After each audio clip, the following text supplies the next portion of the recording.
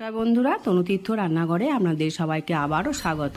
আজকে আমি বেদানা নিয়ে এসেছি। আজ বেদানাটা মাখিয়ে দেখাবো, এত সুন্দর খেতে লাগবে, শুধু একবার মাখিয়ে আপনারা দেখবেন। তাই বেদানাটাকে আমি ছাড়িয়ে নিয়েছিলাম, ওতে লঙ্কা কুচি দিয়েছিলাম, ভাজা মশলা আর নুনটা পরিমাণ মতো। আর আপনার বিট নুন থাকলে বিট নুনও দিয়ে দেবেন, একটু গোলমরিচ গুঁড়ো যদি থাকে গোলমরিচ গুঁড়োটা একটু দিয়ে দেবেন, আর কিশমিশ, আর এই দেখুন খেজুরটাকে আমি কুচি কুচি করে দিয়েছিলাম, আর লেবুর রস, আর একটু ধনেপাতা ছড়িয়ে দিয়েছিলাম।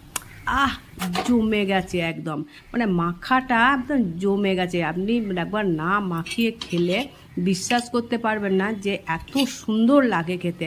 আমার তো অসম্ভব লেগেছে। আমি তো ভাবছি প্রায় দিন আমি মেখে এরকমভাবে খাবো।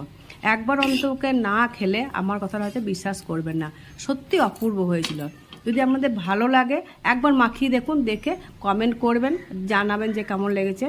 আর ভালো লাগলে লাইক, কমেন্ট, শেয়ার, সাবস্ক্রাইব করে দেবেন। একবার